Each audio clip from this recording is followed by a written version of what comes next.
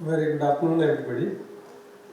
Thank you, Kabir, for inviting me, and Dr. Sebastian. It was a quick invite, and I just decided to come here yesterday night only. So, as Kabir said, I will tell a bit of history why I am here. It is not only because I got a tech background, I got a very big experience with my library near my home because I was um, starting from my age 17. I was part of the library as a librarian. Then I became the secretary of that library. Then I became the president of the library. Now also I am in part of that library as an executive member. And it's a very active library, I would say, because I knew in Kerala, if you look at the library movement, Alappuzha has a very rich heritage because of the P.N. Panikkar sir and all the libraries, all libraries, the PK Memorial, all the libraries around there in Alpi. So I'm coming out of Alpi, and my library is registered to Kerala State Library Council, and its name is Our Library. We call it Our Library, and everyone when they say it is our library. So yesterday also there was a uh, book related debate. We call it Vayanide Vasanth also. It means the festival of reading. We organize it every month, and the author of the book come visit the library the same day. Then two or three critics together come from the local areas. Then they talk about the book. The author hear about it, and then the author will come and write it. So every month it is happening. So it's a very active library. That's why and we are doing something different than what normally libraries do. It is not only about a kind of reading circle or just a kind of reading center. It is not only a cultural capital. We always call it is a kind of village university. We call always a library a village university, but it is a kind of a center for epicenter for all the activities happening in our village. I am coming out of the fisherman village. Actually, it is in the coastal region of Alapi, and we actually collectively organizing some programs. There are 13 libraries. I will go back to why it happened. And in 2014, there we conducted a survey among the people, students in the coastal region of Alpi, the northern part of Alpi. And we found that the educational background of the students there are not so much good. And their capacity building is not happening at home because of all the parents are just high school girls. So we thought, why should we start something for the upliftment of the students there, the high school going students there. So we collected 13 libraries around the coastal region. We made a very good infrastructure with the help of the CSR funds and all. It is not a small fund, I think around 5 crore rupees spent on that. And we made every libraries have a very good infrastructure right now, and it's modern. Then we got a kind of a computer lab with high-speed internet there, 5 computers each in the libraries, and high-speed internet. Then what we done was, all the fisherfolk students, when they are back from the school, we place them after 7 o'clock. They will come to the library and do their after academic works. Say for example, what they were doing in homeworks or whatever. They don't have mentors at home, so we thought we should provide some mentors there. And what we did was we collected all the young graduates or teachers or learned guys. Then these mentors will come together at this time of students coming to the libraries. They will help them to sort out the issues they are facing in terms of learning problems or homeworks or whatever support. We call it mentoring. And these 13 libraries were running beautifully fine, and around 400 students from the Fishbowl communities are getting support in the libraries right now. And around 50 young mentors in this graduates or postgraduates or whatever we call, they are coming every day to support them as a volunteer. So you can imagine how active these libraries are right now. Then what happened is, we thought we should, these young graduates are completely volunteering this right now. And we thought we should support them to grab some job or something for the earning. So we thought we should convert one library into a kind of skill development center for these mentors. So we made that, and that's also a kind of 10-15 computers made into that particular library. All the mentors will come on Saturdays and Sundays, and we will give them skill development in modern age jobs. And it started before COVID. Now it became one of the models in Kerala, where skill development is a 24/7 activity right now. And it is not only meant for this mentors right now. All the young graduates who does want to do a skill development can come and join them, and it is absolutely free. And the mentorship is happening in a cycle right now. First mentorship happened, first batch was mentored by my company's employees. They were the mentors. Then what happened is, we actually given a mandate or kind of a thing to the graduates learning there. They need to give mentorship to the next batch. So even though they are going out as an employee or a kind of a entrepreneur, they need to come back on every Saturday, Sunday. When time permits, they will come back and do the mentorship. Right now, 300 plus guys and girls earned their very good job opportunity out of that. That is how a library is acting as an epicenter for a kind of a village which has around 5,000 families. And our aim is to go and get all these 5,000 families a good financial earning income in one of its members. So that is, we call it Pratibha Dhiram. Pratibha Dhiram means, what do you call it, Pratibha in English? Talent, yeah. Talents, of course, that can be called. We are trying to build that. So I am not only here because of I am a tech guy from the tech background.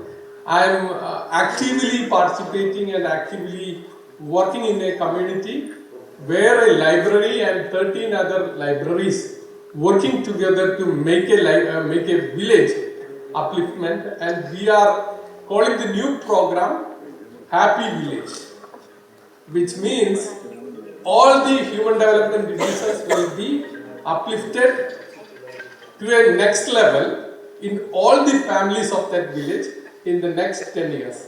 That is our aim. That is why I am here, not only because of I am a techie and talking about AI. So this is my background. Now I come to technology and all. Okay. My major work is on running a company of around 100 people, 100 employees are there. All are R&D engineers. Okay. I am also having a background of technology and having 25 years of experience in internet communication and collaboration technology. We are building Right now we are behind the official video conferencing platform for Government of India, which is called BharatVC. We are building that platform. And all the classified meetings are happening on that.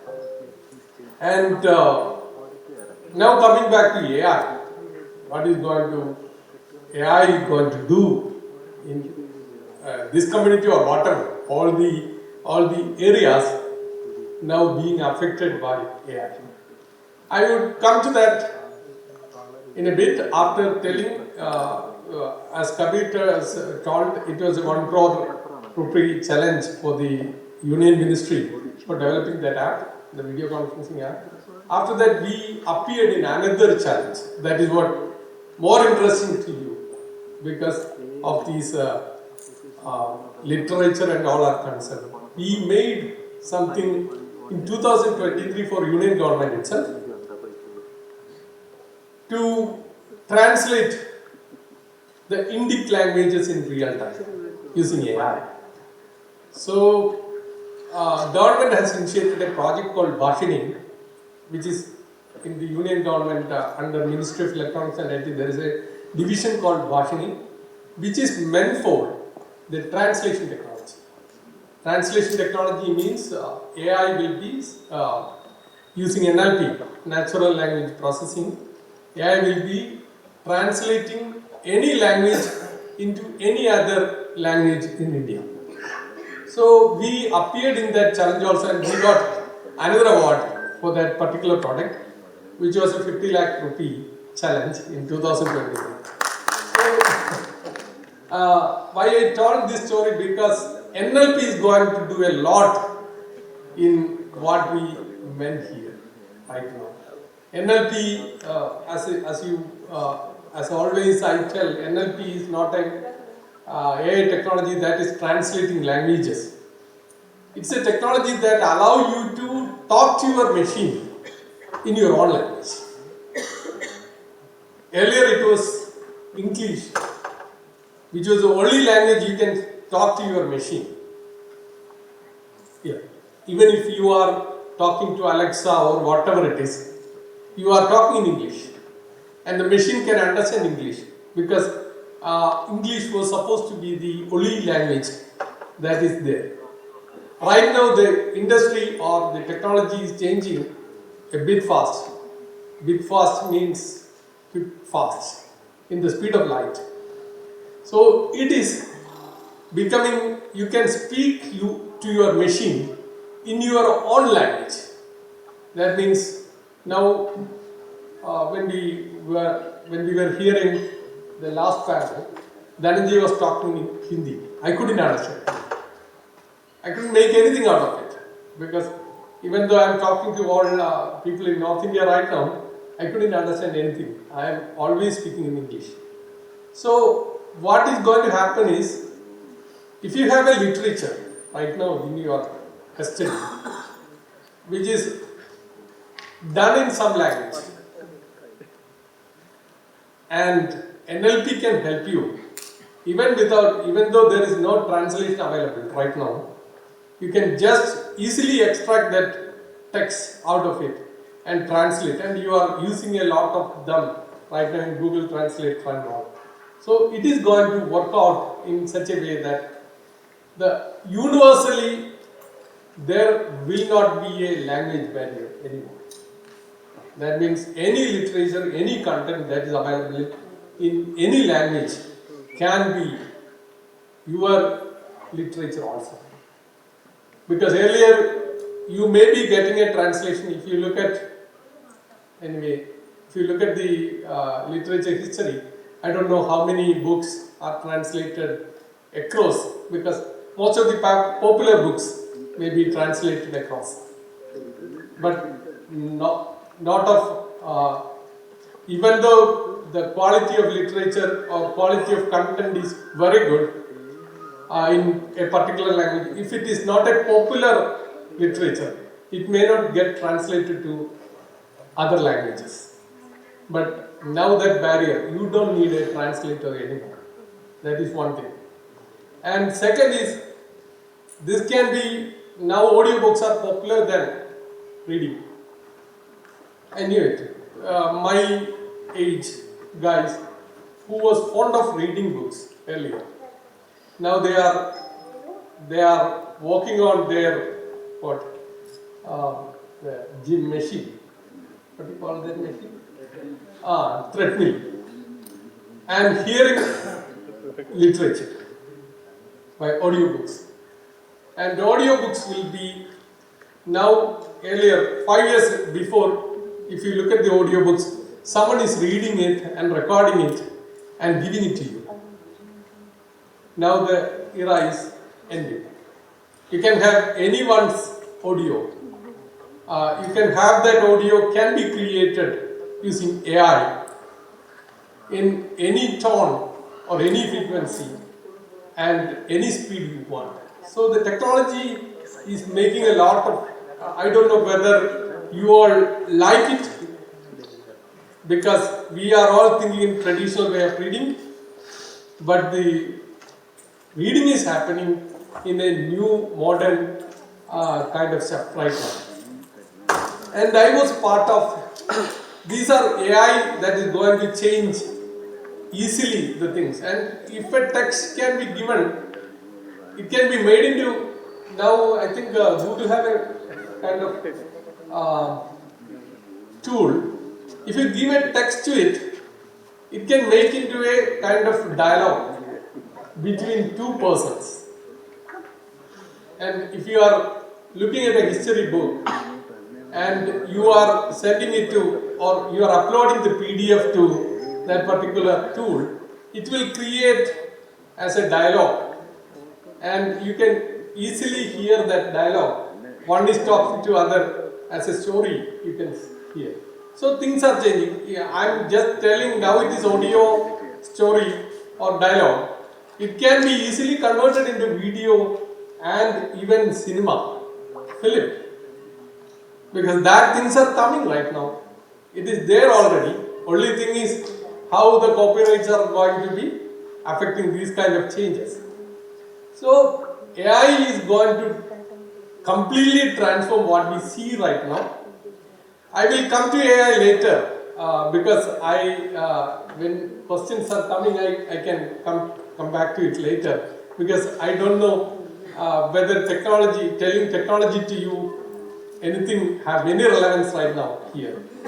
But two things I am a part of this library movement other than what I told you. Earlier there was a here also, the JNU or the student leaders were saying they don't have a space right now to gather and collaborate and read and discuss things. But I would say these spaces will go away anyway. These spaces are limiting right now.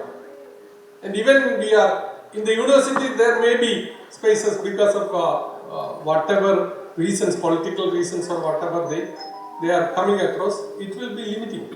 But the problem, we are not finding alternatives through technology. That is my point here. Because during COVID, even our libraries are active.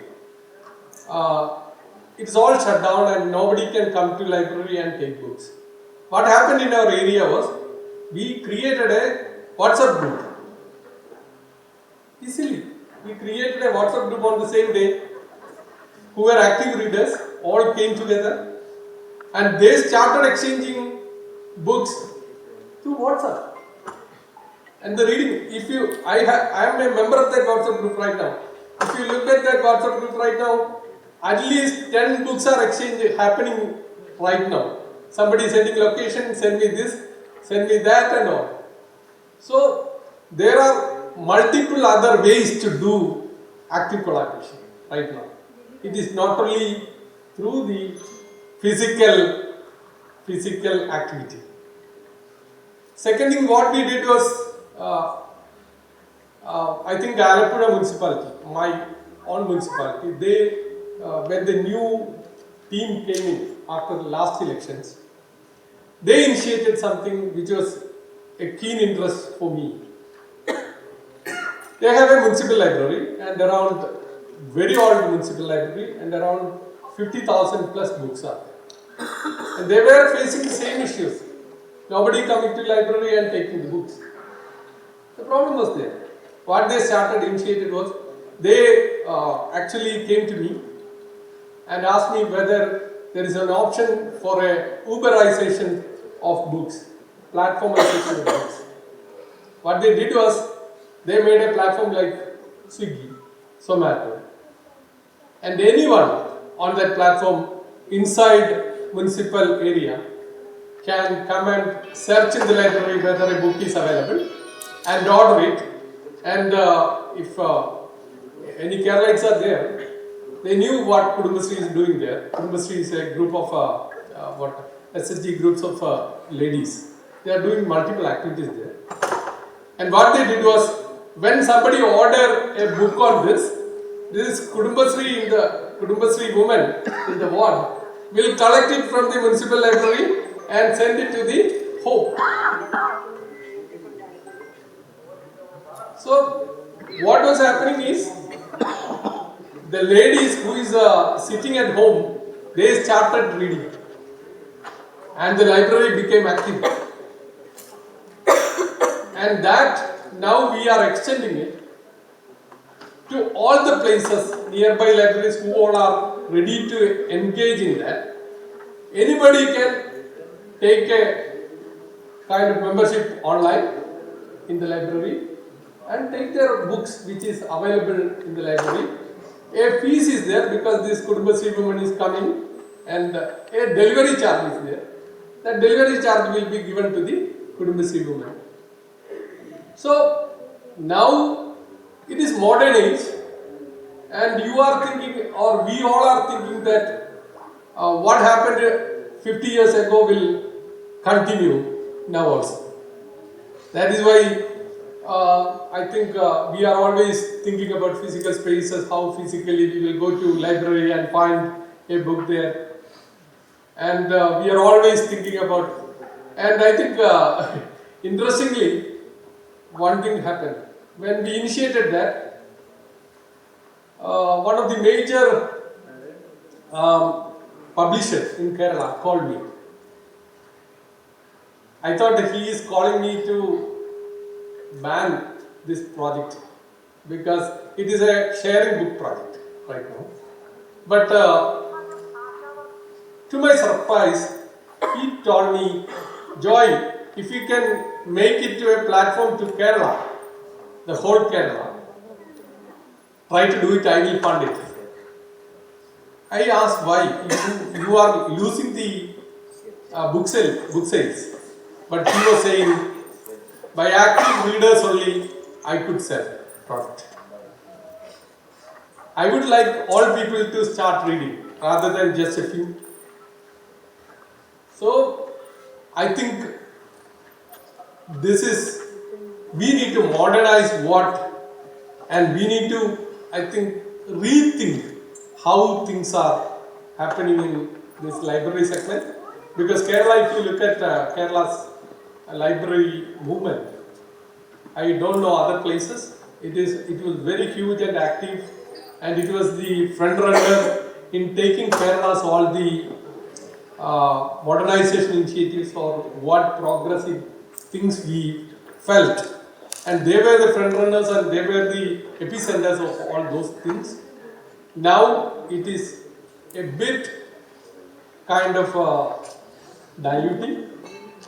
But I think with all these things happening right now in Delhi and all the places, I think it can just take up. But we need a bit of modernization. We need to reinvent how we can make it more modern and how it is acceptable to the Gen Z also. So a bit of rework is required. And now I stop here. I will listen to your questions because I would like more an interaction. If you have any questions in AI, I don't know how many tech enthusiasts are there. That's why I didn't not went into the details of AI. But this is one thing I am stopping right now. I would listen to you for the questions. Thank you. So AI, but I think we need to know more tools because we work with teachers and we have teachers struggling to speak in good English and all that. So it will be a great thing if you can organize a small session for all of us online itself, definitely, where you give us some tools where we can improve the way teachers are teaching and the way we can use AI in a better way. So if you can do that help, it will be great. Thank you. Yeah, definitely. I can organize as on myself, and I can add some good resources for that, because this is where it is not only library, education, healthcare, everywhere AI is now filtrating into. So AI is going to change everything, because if you look at the book Mustafa Sulaiman wrote, the DeepMind AI's founder. His book is named The Coming Fourth Wave. It's about the change, the transformation. It is not the evolutionary change. It's a transformation happening right now in the earth, on the earth. The transformation, any transformation that happened to the human kind, it is a fourth transformation. Any transformation happened to the fourth kind, it divides the human history into two. That means this is going to be a drastic change. All the tools, all the methods, all the process, all the products, whatever you are using right now, it is going to change. I will tell you one simple example on AI. Now you are taking selfies using your phones, right? The name itself says self-satisfaction is meant for selfie. So you are doing it every day. You are sending it to your close friends, or you are posting it in social media, and you are getting some likes and all. That is fine. You get a satisfaction. My photo got liked by 1,000 people. Okay, that's fine. But the selfie is going to change. What Google and all companies, the corporate says, your selfie is going to tell you what is going to happen to your health in the future. Yeah, true. If you take a photograph of your eye, a high resolution photograph of your eye, that will give them inferences to your heart health and all. So, if you seriously you need to, I'm just telling you because this is the transformation that is on the gate right now. So AI, what AI is going to do, I would say what it cannot do, that is easily debatable. The other way is not.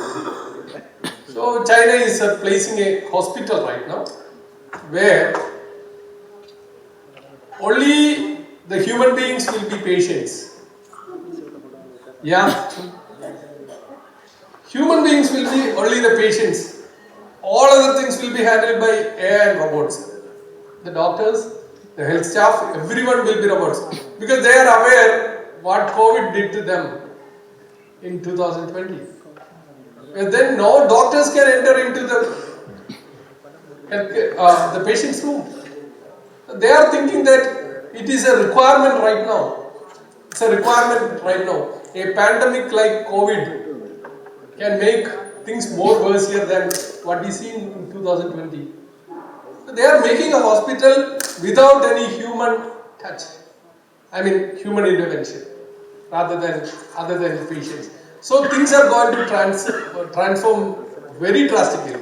Anyway, so I think you all need to have a good session on each and every nook and corners of what you intend. I mean, if you are intending to do education using AI, you need to get support and you need to get easily trained, because education is going to drastically change, because now you know millions of students are taught by one teacher, right? It is not like 30 people, 30 students are sitting in a classroom listening to you. That is going to go away anyway. Millions of students. In it, see. Okay. Oh, okay, good. There will be no teachers. Yeah, there will be no teachers going forward. Yeah, definitely. Now we are talking about losing the spaces here.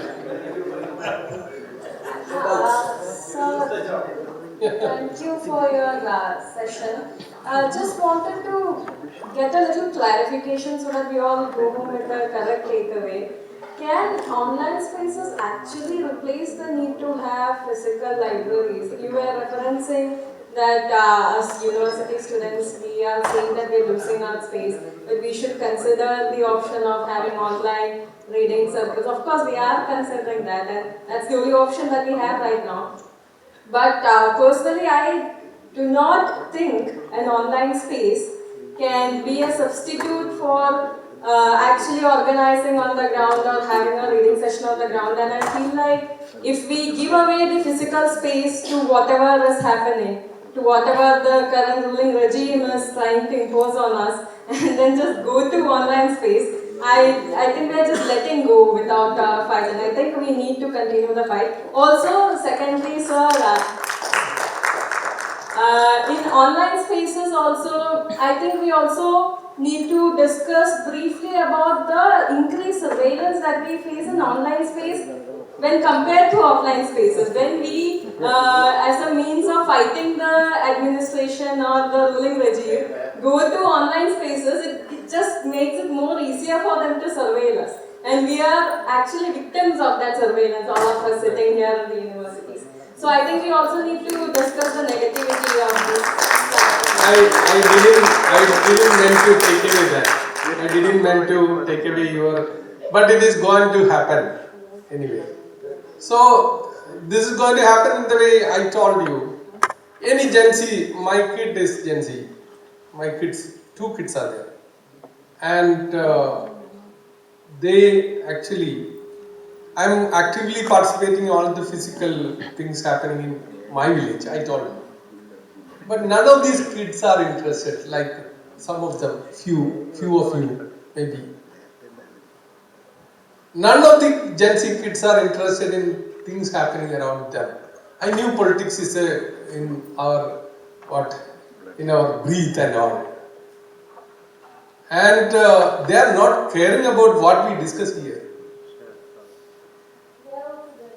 Yeah, I can understand. But I can count in my fingers how many are there. I am not saying you don't. I also want these physical spaces to continue, and I breathe in this physical space, nothing. I am telling alternatives are, you should focus on alternatives whenever it is not there. That is what I meant. It is not against your thoughts or your focus. You should continue that focus. There is nothing wrong in it.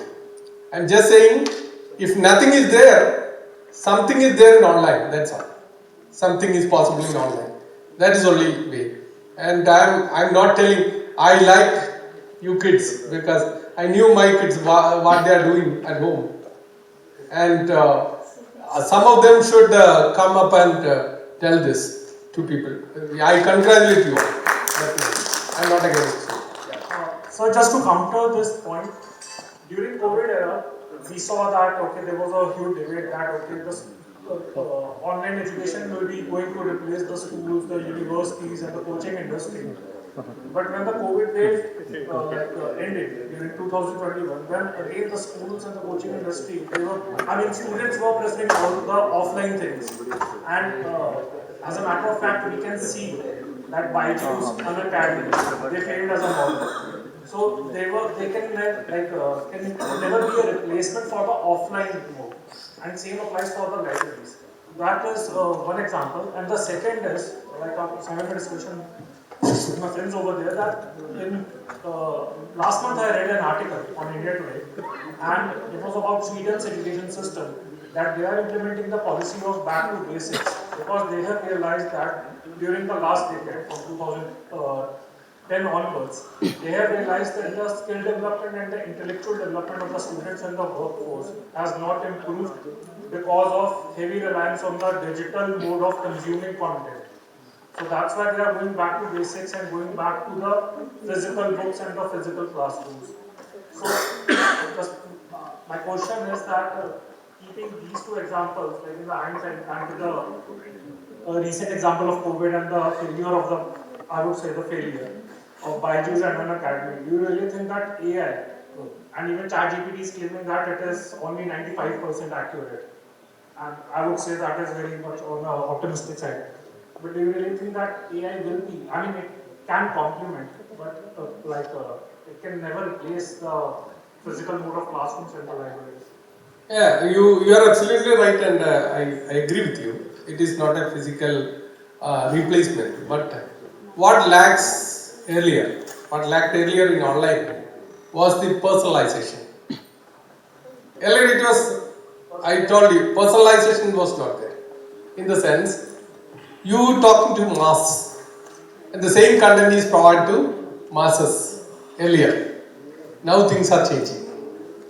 Now things are changing with the intervention of AI. Any student with what all capacity, an agent will be with you. As a personalized agent will be with you. And if you look at the Khan Academy, I won't say the things here, the Byju's and all. I don't want to tell the story. It's all scam. Let us leave it. Okay. The other things, the real people behind this online education was Khan Academy. If you look at the story, Khan Academy is an online intervention from a Bangladeshi citizen which is residing in US. Yeah, he is doing it for completely free. Completely free, absolutely free. And if you look at the Khan Academy right now, it has got a kind of a agent along with Khan Academy. If you enter into Khan Academy and learn something, and you stop somewhere, that is where a mentor required. Okay? Your learning process stopped somewhere. Say for example, if you are learning LCM, I am just elementary mathematics right now telling you. LCM, the lowest common multiple, okay? And if you need to learn LCM, you need to have learned previously division. Okay? If you start with LCM and if you stop somewhere because you don't know division, okay, then the agent will come in place, ask you, you don't know division, right? That is what personalization is all about, going to happen. So, I will conclude this. Your question is valid. But this personalization is what, now, I don't know whether you all are a kind of majority right now. I am talking in the mindset of majority. Eh? Okay. So, this kind of stuff, that means you are going to get an AI mentor. And ChatGPT and all 95% or 85%, whatever it is right now, you don't believe it. Because the big things are in the making right now. Very big things are in the making. Because they see a huge potential of corporate capital putting into this kind of stuff right now. And this is going to come. This is not far away. So, what we right now see is a kind of personalization is going to happen right now, rather than just putting same content to millions. You will be a person and your AI agent will be your mentor, and that mentors will be replicated with individually AI agent. That agent will be going to tutor you like your teacher what they do right now.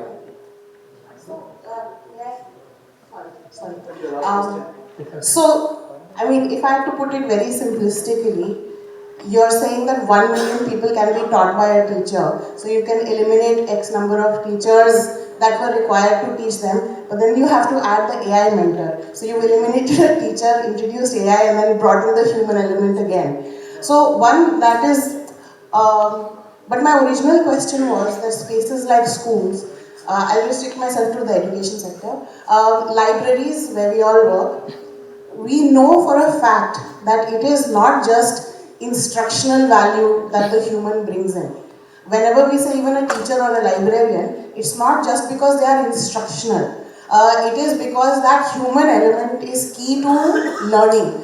And then coming to libraries are collective spaces for growth, and the major way in which we thrive in the collective, the individual rises in the collective, in the libraries because of other humans.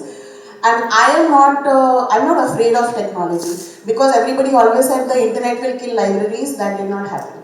In fact, the libraries have embraced the internet, and the internet is now part of the idea of a physical library. I mean, so I'm not fearful of artificial intelligence, but I guess my question is that if artificial intelligence, if the only attempts to use artificial intelligence is to replace human beings, then I don't think that we are completely also understanding the potential of AI. I mean, and so I was just wondering, like, when you're talking about emerging technologies for libraries, is there a way to talk about or think about artificial intelligence where the human element doesn't have to be kicked out, but the overall experience is enhanced? The way we experience internet in our libraries, which are run by the people and for the people, and then you have the internet and you just fly with it. So, not to be anti-technology or anti-human, but is there an integrated approach to thinking about this? You don't think I am from the other end. I am a part of you. Okay, but I knew the technology is coming. I knew and I feel and I experience technology. I don't know whether you are experienced like me, because I am into the technology 24/7. That is the only reason I told you. And the problem here is, what I am trying to say, I want this physical world to exist like this only, or 10 years before, whatever it is, even before the internet replaced this physical communication to an extent. Okay, direct communication to an extent. I want what you share right now. That was my thought, but I'm not. I'm saying this because I am living and breathing this right now, the technology advancements. So, if you ask your same age people, I would say teenage or the Gen Z students, Gen Z kids here,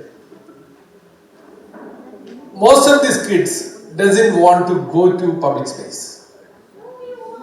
You all, I would say, I'm not against it. If it is true, if it is not true, I will. But when the common gatherings are happening in our place earlier, because I am now 48 years old. When I see this, they will not come with all the gatherings right now. They may be going out and they may be enjoying the world, but I would say more they will be trying to fill their time seeing the reels. You ask yourself how much you would spend time on seeing the reels and reading the book. You ask yourself. Even though you are saying everything right, my kid is a good reader. I knew. She is a very good reader. She read all contemporary articles, contemporary things and all. But if I ask you, if I ask her, she may be spending around 30% of time in seeing the reels, maybe 5% of her time in readings. So you don't tell me that you are all liking this and all. No, not liking. I am a good reader, and I when I fly over to Delhi and going back, I will finish my one book. Thanks. So Thank you. I think we need to move to the next session. Thank you very much.